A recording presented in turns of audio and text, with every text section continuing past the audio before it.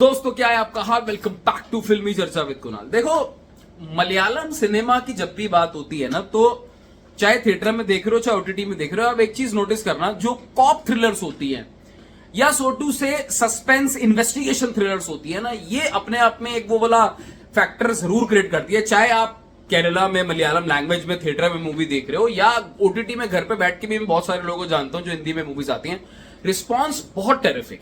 जब मैंने रिसेंटली एक मूवी का ट्रेलर देखा था, नारी बेटा टोबिनो थॉमस साहब की, ट्रेलर देख के मुझे बहुत इंट्रीग मूवी लगी थी। मुझे ऐसा लगा था ये, और जो कुछ बचा कुचा थोड़ा सा जो हाइप था, वो जो गाना आया था मिन्नल वाले, वो मैं आपको बाय द वे बता दूं, वो गाना तो मैं अपनी कार में भी प्ले करके जाता हूं। तो मेरे तो जो साथ में फैमिली वाले होते हैं वो भी ये बोलते हैं, भाई ये हमें समझ नहीं आ रहा मलयालम लैंग्वेज चल रहा है, बट अमेजिंग सॉन्ग, हाइप को नेक्स्ट लेवल पे ले गया। बट क्या ये सब चीजें जो हमने एंटिसिपेट किया था, जो हमने एक्सपेक्ट किया था, जो हम सोच रहे थे इस मूवी के बारे में, एक इन्वेस्टिगेशन, क्राइम, कॉप, ये वो, और कहां पे एक रोमांटिक एंगल आ रहा था, क्या वो फिट हुई? मैं मूवी देख के आ चुका हूं, आपको अपना ओपिनियन शेयर कर देता हूं। देखो, पहले अच्छी बातों से स्टार्ट कर लेते हैं, रादर बहुत अच्छी बातों से स्टार्ट कर लेते हैं। देखो, मूवी की जो अच्छे पॉइंट्स हैं उसपे ये है कि आप मूवी को एक अच्छा कब बोलते हो कि जब वो मूवी ग्रिपिंग हो, ड्रामा बढ़िया तरीके से चल रहा हो, आपको स्क्रीन पे इंटरेस्टिंग लग रही हो, आप बोर ना हो रहे हो। यहां पे ये मूवी सेकंड हाफ के अंदर पूरी तरीके से अपनी पकड़ बना के रखती है।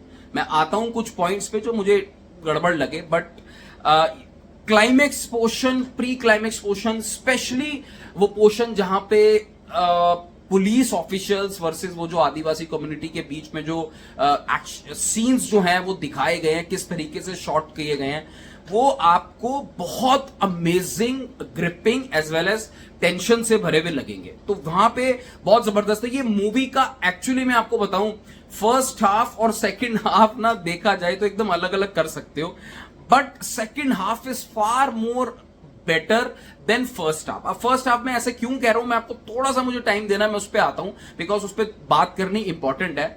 बट यहां पे टेक्निकली भी मूवी जो है ना बहुत अमेजिंग है। परफॉर्मेंस टोबिनो थॉमस साहब की, कॉन्स्टेबल, जिस तरीके से उनकी जो अपब्रिंगिंग दिखाई गई है, उनके चेहरे के एक्सप्रेशन, स्पेशली जो ट्रांसफॉर्मेशन टोबिनो थॉमस साहब ने दिखाया है ना, फ्रॉम बोलते हैं ना वो गरीबों का मसीहा, या नहीं ऑप्रेस्ड जो कम्युनिटी होती है, ऑप्रेस्ड जो लोग होते हैं, वो एक कांस्टेबल से लेके क्या चेंजेस है उनके अंदर जब उनको पता चलता है कि रियल पॉलिटिक्स एक्चुअली इन्वॉल्व क्या है इस इंसिडेंट में जो भी गांव वालों के साथ चल रहा है, वो ट्रांसफॉर्मेशन बहुत सटल थी। ये बंदे में एक्टिंग का ना एक देयर इज बहुत एक फाइन एक्टिंग टेक्निक टोबिनो थॉमस साहब की है, जो बहुत अच्छे तरीके से दिखाई गई है। सूरज जो था परफॉर्म, उनकी भी, इनके ऑफिसर साहब, आई थिंक बशीर उनका नाम होता है, बहुत बढ़िया, छोटा रोल था बट बहुत बेहतरीन रोल था। यहां पे तारीफ करने वाली बात बनेगी जेक्स बिजॉय की। भाई इनका म्यूजिक, मैं अब मिनल वाले गाना तो छोड़ दो भाई, मतलब दैट इज, वो तो ऑसम है ही, but in addition to that ये एक वो कंपोजर है जो जब टेंशन देनी हो इन्होंने टेंशन दी। ये कभी भी ना ओवर द टॉप, ये बंदा background, as a background music composer, इसका ऐसा नहीं है कि मुझे हर बंदे ना मतलब हाई रखना है बंदों को, नहीं, ये सटल म्यूजिक, अगर टेंशन देनी है, टेंशन अगर रोकना है थीम को या पेसिंग को अगर रुकी हुई है, तो उस हिसाब से भी ना बड़ा एक बैलेंस वे में ये म्यूजिक कंपोज करके जाते हैं, विच इज गुड। ये बहुत अच्छा इनका ट्रैक चल रहा है, और I think I am following him since 5-6 movies. I think सारी मूवीज में इनका म्यूजिक मुझे अच्छा भी लगता है और बहुत बैलेंस भी लगता है।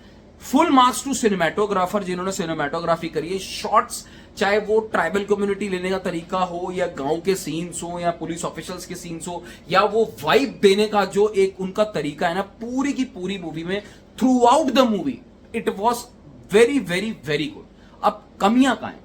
देखो, ये मूवी में कमी एक्चुअली, मैं अपने एक एंगल से बोल देता हूं कि मुझे थोड़ा सा बिल्डअप तो अच्छा लगता है, बट हाँ, इस मूवी में मुझे एक चीज जो कमी लगी यार, देखो डायरेक्शन और राइटिंग में ना फर्क होता है।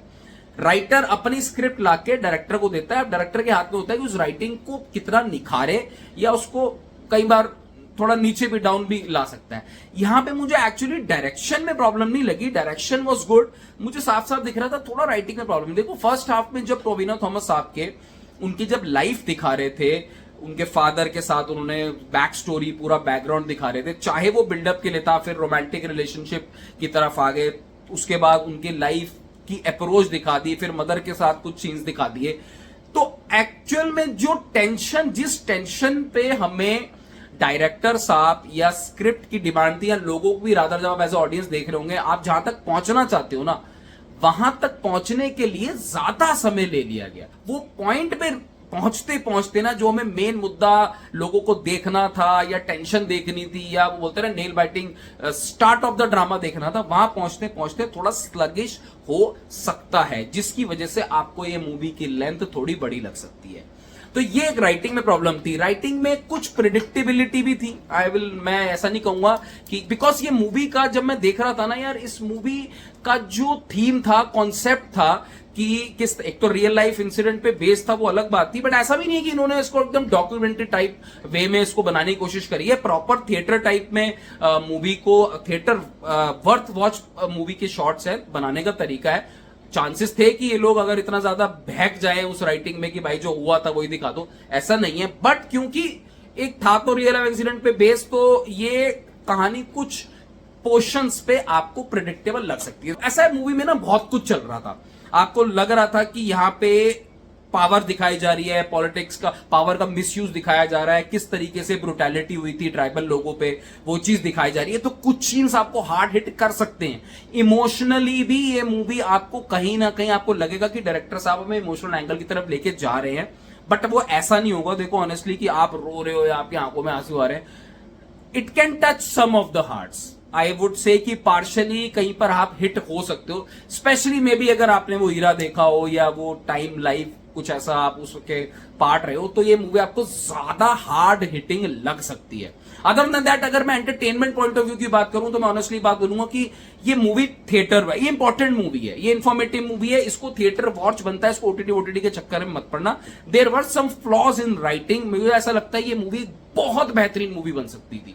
इस मूवी की राइटिंग और अगर सॉलिड होती ना, ये बहुत बेहतरीन मूवी थी, बिकॉज जो इसका थीम था, ग्रिपिंग थी मूवी। टेंशन एक पॉइंट पे बाद जब टेंशन आनी थी तब टेंशन आ भी गई थी, बट इन टोटलिटी मैं इस मूवी को ऐसा बिल्कुल ऑनेस्टली नहीं बोल सकता कि यार ये आउटस्टैंडिंग वाली कैटेगरी। मैं इस वक्त इस मूवी को 3 से 3.5 स्टार वाली कैटेगरी में रखूंगा और एक डिसेंट गुड वॉच मांगूंगा। मुझे ऐसा लगता है इस मूवी के पोटेंशियल है बॉक्स ऑफिस में चलने का, इसका जो बजट वगैरह ये सब रिकवर कर देगी, more because technically movie was very good, performance बहुत बढ़िया थी, थीम बहुत बढ़िया थी, और आप जब थिएटर से बाहर निकल कर आओगे आप यू विल नॉट कंप्लेंट। मैं ये नहीं कह रहा कि आप ऐसा बोलोगे कि यार फाड़ दिया, ये कर दिया, वो कर दिया, but it's a very good, decent and important watch for those who want to know कि एग्जैक्टली ये पॉलिटिकल, देखो विद्युतलाई वगैरह मूवी जो होती है ना, ये वो वाले लेवल, वो वाले थीम की मूवी है, तो आई थिंक इंटरेस्टिंग होती है मूवी अगर वेल एग्जीक्यूटेड हो। आई थिंक ये मूवी एक थिएटर वॉच बनती है। मेरी तरफ से 3 से 3.5 star, a good decent watch. तो अविनो थॉमस साहब को सलाम कि उन्होंने इस तरीके की स्क्रिप्ट चूज करने का उनमें जज्बा है, ये बहुत बड़ी बात है। इतनी वेरिएड स्क्रिप्ट्स, इस तरीके का रिस्की सब्जेक्ट्स होते हैं ये पॉलिटिकल चीजों में घुसना, but I think a good watch. Take care, bye bye.